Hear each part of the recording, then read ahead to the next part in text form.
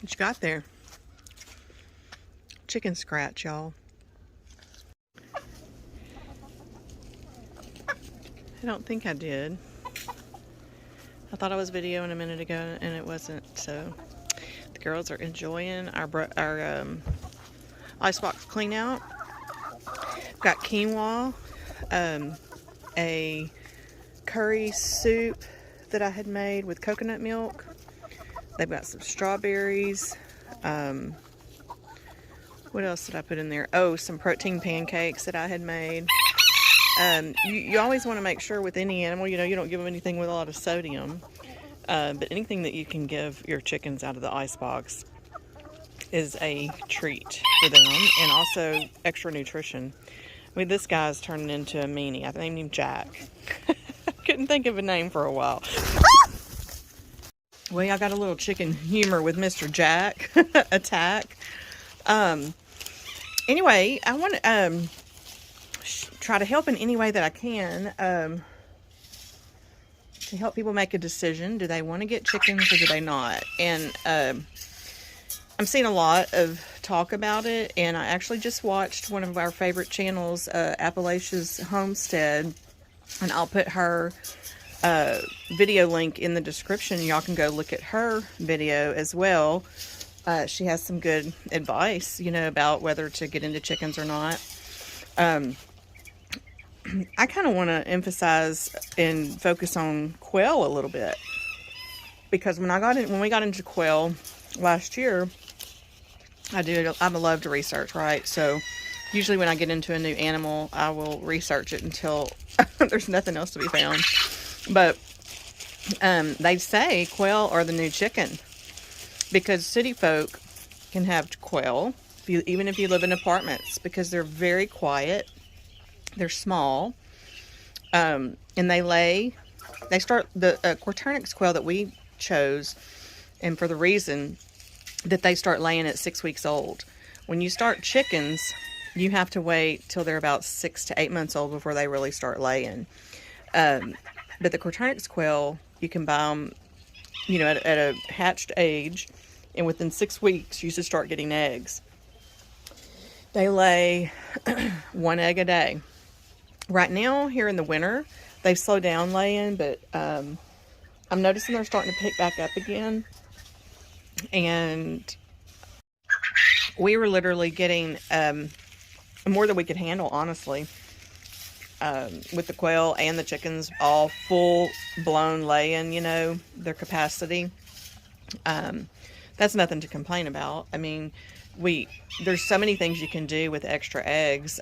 We live so far out in the country, it's really not feasible for me to sell them with, gas prices went up, and I'm driving to go sell eggs for $2-3 a dozen, when there's probably people out here that already do it closer to the city that have better traffic flow. Well, now they're selling for $8 a dozen. Can you believe? But so there's ways to preserve your eggs and to recycle them back to your animals, because it's good protein for them. The eggshell is good calcium for them. So sometimes I'll take my oldest eggs, as long as they're still good, and I'll wash them, clean them, boil them, and I'll put them in my food processor and chop them up real fine in the eggshell and all, and feed it back to them. I'm going to start trying the lime method. The liming method is where you basically use lime with your fresh laid egg. You want a very clean egg. You don't want to wash it or touch it with water, because you want to keep the bloom on it. You're going to fill up a big gallon jar of these eggs, and then you will do your water lime ratio. Fill it to the top with water. You'll add your lime, and it preserves them for 2 years, is what I've understood. But with quail, the eggs, they're a lot smaller. Here's one right here. But in my opinion, here's 2. Oh, 3. Just like a rose is a rose is a rose, an egg is an egg is an egg. An egg is edible as far as I'm concerned. Size really isn't an issue, because it's just smaller, but you just have to have more of them to complete a recipe. So if a recipe with my quail eggs calls for one egg, 2 to 3 of these is equivalent to 1 chicken egg. So you would just put that in there. And actually these pack way more nutrition and value than a chicken egg. If you research it, you will find that information there. Personally, I like my birds, and I've talked about this before on my channel, to be free ranged. I think they're much happier, which makes to me a healthier bird, a healthier egg. So, you know, if you happen to live in a house versus an apartment and you're only on a lot and you don't have an acre or what have you, you can still make this work. I have a very dear bird friend. Her and I, you know, have exchanged birds in the past, and we still do. I just got her a pair of beautiful tangerine doves. She has a gazebo, like, you know, a gazebo that they put the hard wire, which is this very small wire, because this is what's going to keep the snakes out and the predators out. That little bitty wire right there, not chicken wire, because snakes can get in this. Raccoons can actually stick their little arm in and grab a bird and pull it through that hole, believe it or not. But anyway, I'm just giving y'all some ideas on housing, like aviaries. You can get creative in some way, you know, and put that hard wire, and you've got a space for your birds.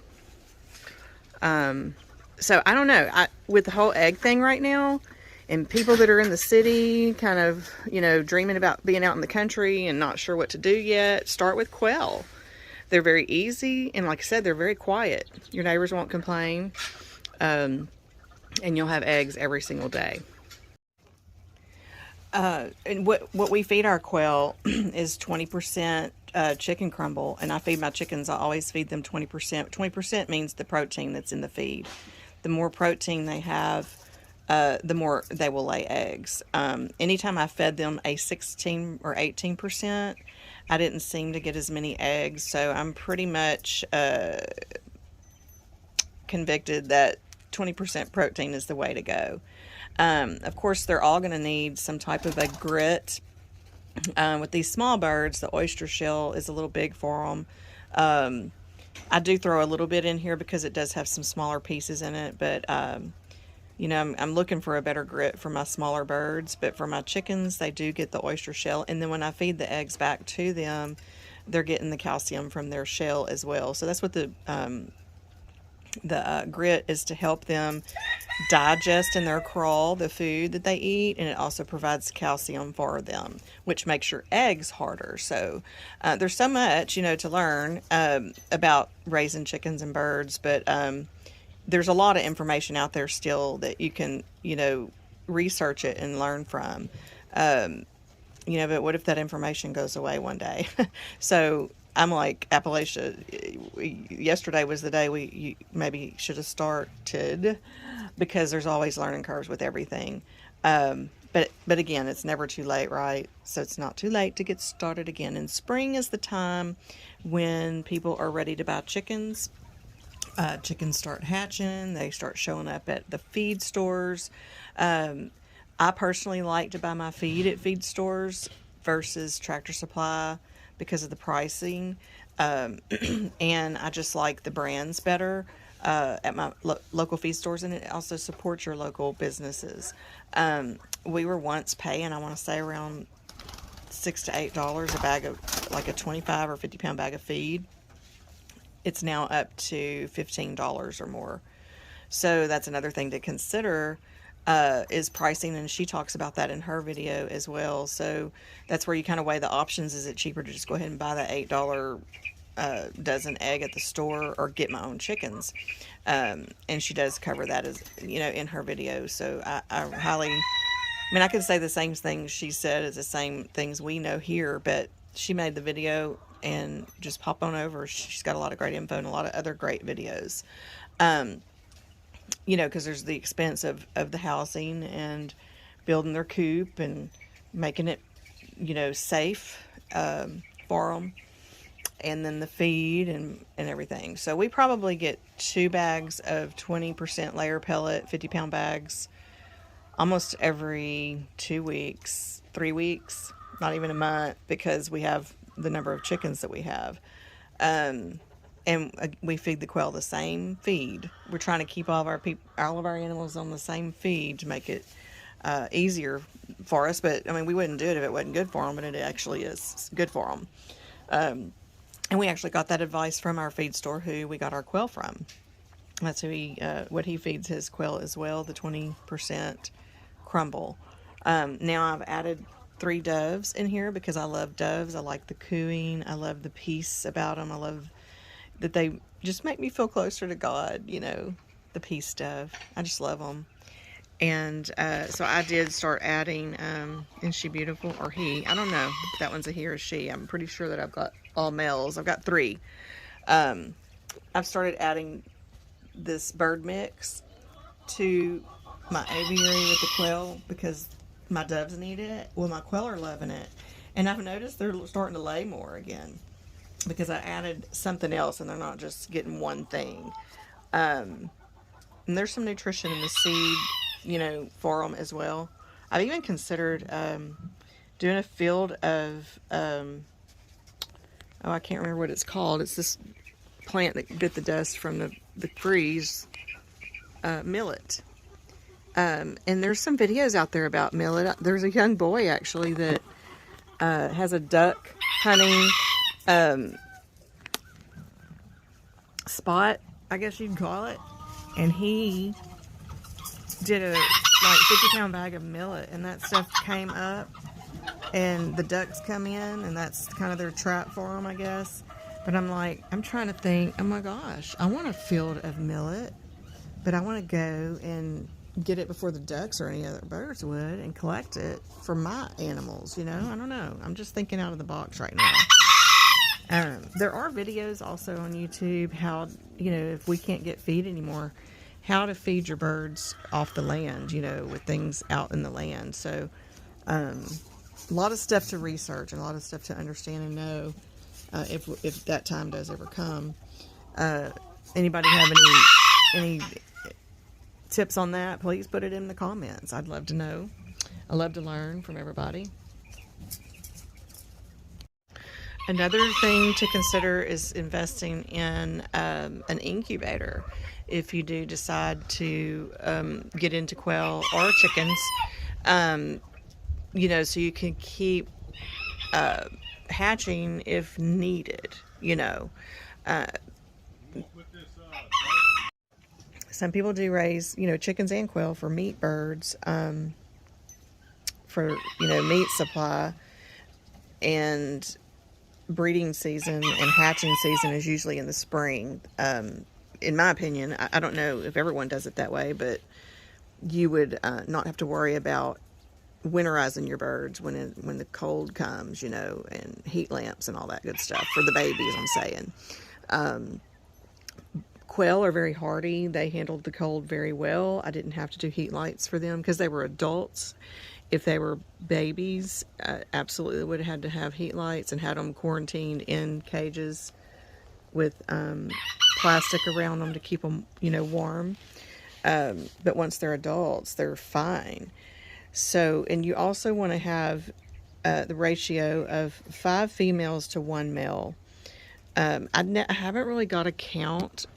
We have about 3 dozen quail in here of the male to female ratio. When they were fully laying eggs, we were probably getting about 15 a day, maybe more. I don't remember exactly, but either way, whatever ratio is going on in here is working for us with the space that we have. You want to, per square foot is how many birds per square foot. And I don't have the dimensions of this, but it's working out. They're not fighting. I'm not seeing any feathers missing on the females. I'm not seeing any males having injuries. When they're caged, you're going to have that issue. So you want to, if you want to continue to hatch, of course you got to have a male, or you have to have a rooster, with your chickens. And you can, incubate and hatch more if you need them, so that's kind of a way to recycle instead of depending on having to buy them elsewhere. and keep your stock flowing. If, you know, you have one that dies on you, or you have several that, you know, and it happens. It's not always fun. And that kind of brings up the topic also of the expense of having your own birds is worming, things to worm them with. Some people do use natural, like garlic and red pepper flakes. I don't know if that would worm them, but I've heard it does make them lay more eggs. But there are wormers out there that, you know, is another expense to add to your flock. Definitely have to worm, because you want them to be healthy. That's when they start getting sick. So there's a lot to consider. But if you love what you're doing, it's a labor of love. Anyway, I hope this video helps in some kind of way in making a decision. Should I start chickens? I say, heck yeah, why not? Because you'll never go back. I promise you. It's so much fun. Have faith, shine your light, share the blessings. Let me add one more thing about breeding. Your hens will get broody. And I have my little quail, y'all, is in. I don't want to disturb her too much, but I've been leaving the eggs for them. These are my little button quail. She is sitting on the eggs. Sweet little mommy. So, you know, let's just say we don't have electricity. You can't use an incubator.